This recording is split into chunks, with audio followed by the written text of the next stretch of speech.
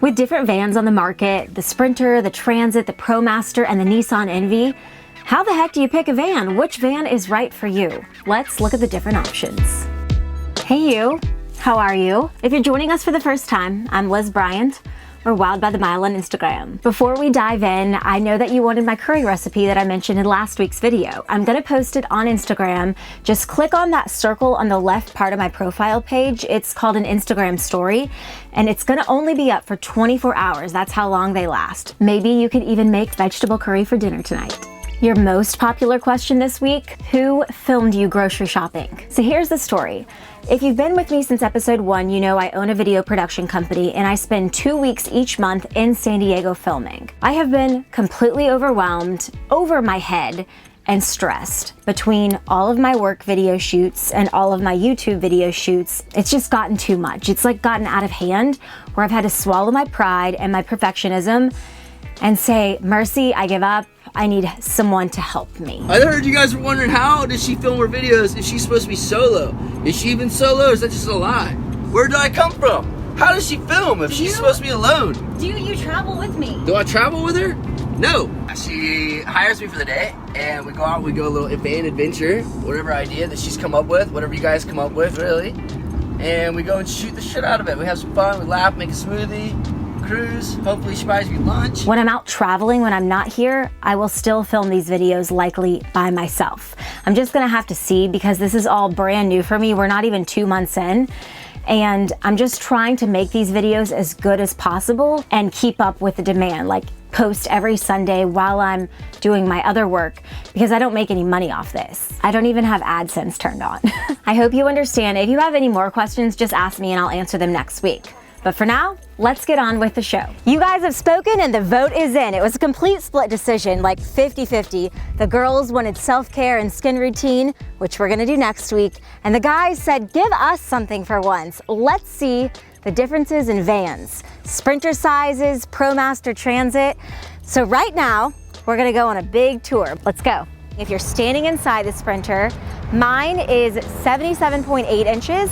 The standard roof is 66.5. If you're a tall guy or tall gal, the Transit may be best for you. It has the highest interior standing room, so the high roof comes in at 81.5 inches. Now the Promaster is similar to the Sprinter in height, but it has the most overall cargo room because of its width. Inside the Promaster, the low roof is 65.4 inches. The high roof, 76 inches, so you can fit if you're 6'3" or shorter. Now to van length. The Transit has a mix and match length, which you can find on the Ford website, because it depends on roof height.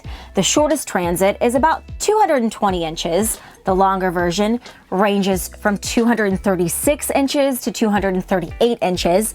And the extended version comes in at 264 inches. The Mercedes Sprinter has 3 lengths. This measures wheel to wheel, the 144 inch, the 170, and the 170 extended.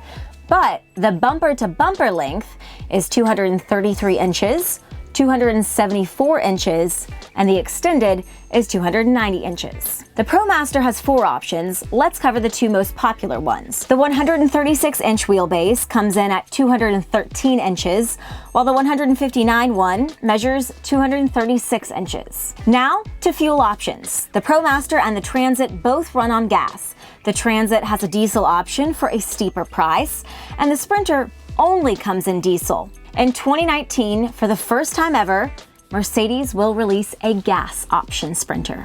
When it comes to how much money you're gonna be throwing at this van just to buy the shell, the Transit runs $32,000 to $43,000, the Promaster $30,600 to $37,000, and the Sprinter is the most expensive, ranging from $43,000 to $56,000. So let me introduce you to EJ Johnson. We actually met on Instagram way before I even bought a Sprinter van.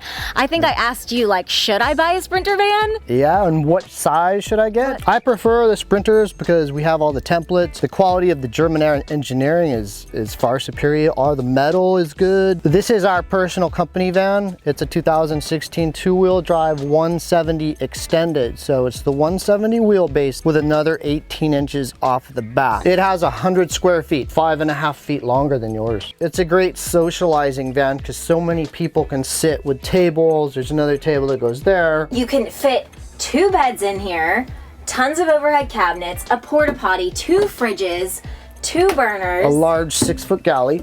and a bike. This is a pull-out bench that's about 6.5 feet long. And we also have another one in the rear. But the main thing is like all this overhead cabinet space is massive. So it's a great his and hers situation. So what are the downfalls of having a 170 extended Sprinter? You have to look for better parking.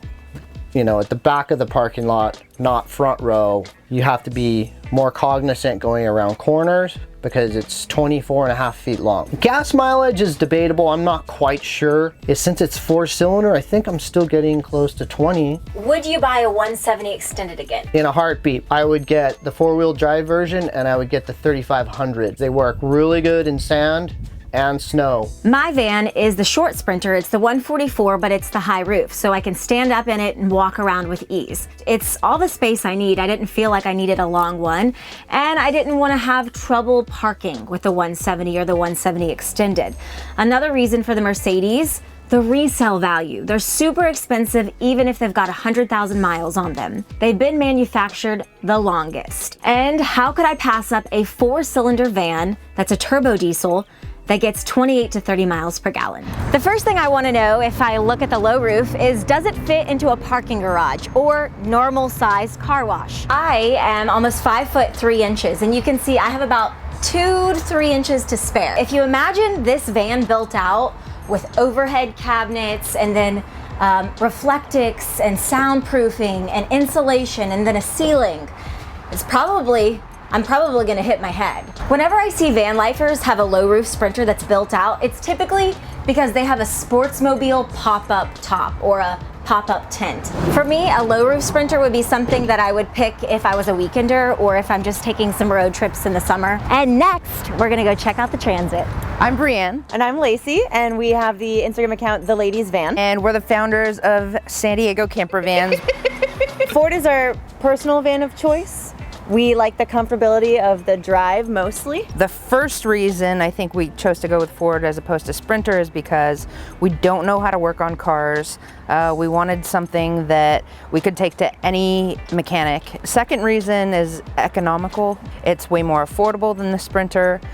We did want a gas engine because we do want to go way down south into Mexico and Central America and South America. Lastly, the comfort of the Ford Transit is amazing. Like, it drives like a regular car. We haven't had any issues U-turning or finding parking spots. I can parallel park this thing easier than I ever thought I could parallel park a large van. This is the extended. It is a bit wider, so it's easier to sleep sideways. The Transit is the tallest van, so if you're a really tall person, Transit is the way to go.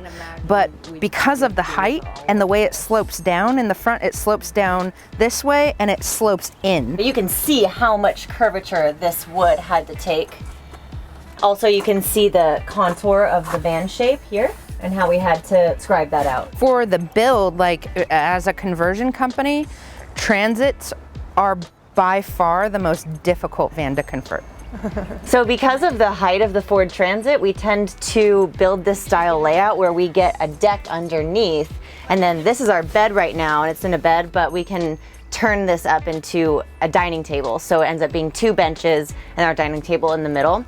But we can sit comfortably, you know, all the headroom in the world with even a like 18-inch deck underneath. It's essentially like when people have Sprinters, they build the platform bed, but then they have a really tall garage underneath that you just sift and you can't find anything because it's just all packed underneath. But then they can't break that down to 2 benches. You have a 3-in-1. Gas mileage, without the rack took away from some of our gas mileage, but it was at about 15 miles per gallon. My name's Josh, my wife Brittany, and our pup Remy. We are with Grateful Pursuit on Instagram. We outfitted a Ram Promaster and traveled all through the US, through Mexico, and all through Central America, turned around at Panama and came back. And that was over a year, just a little under a year and a half. And now we're back. Brittany's pregnant. We're stationary in San Diego, and we're building custom vans and expedition trucks for others. And so the main reason we chose the Promaster over the Sprinter mainly was because of the ultra low sulfur diesel issue south of the border. Back in 2006, the EPA mandated that all fuel stations for diesel would have ultra low sulfur diesel, which requires an equipment change and software change on modern diesel engines. With a gas engine, you never need to worry because gas is everywhere. And I think three or four times we were low on fuel with a 25-gallon tank, and we had to purchase from random people on the side of the road with a sign. We wanted something short enough to where if we're traveling down a single lane road and we need to turn around, that we could do that within that single lane road.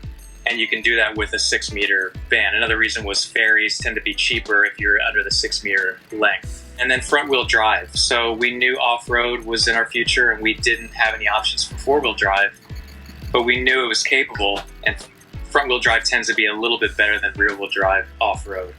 So along with off-road tires, we really had no issues. We did push it. We had all-terrain tires, and we did push it. We went off-road a lot. Even in the US, we did backcountry Utah. Pushed it where we shouldn't have gone. And no breakdowns, nothing catastrophic at all, nothing even minor. So yes, I would definitely do a Promaster again on that trip. So between the Promaster, the extended Sprinter, the low roof Sprinter, the Transit, what would you choose? Let me know in the comments below. And as I promised, next week we'll go over my self-care routine. But I really need to know exactly what you're looking for. To me, this is my day-to-day life. I only have certain products and I don't choose other ones. And I just kind of have some rules that I live by, but I'm not sure what's interesting or not interesting to you. So let me know specifically what you're wanting to know about my self-care skincare routine. Tell me within the first 60 seconds of this video going live, and I'll write you a postcard. See you next Sunday, 7 p.m. West Coast time. As always, safe travels.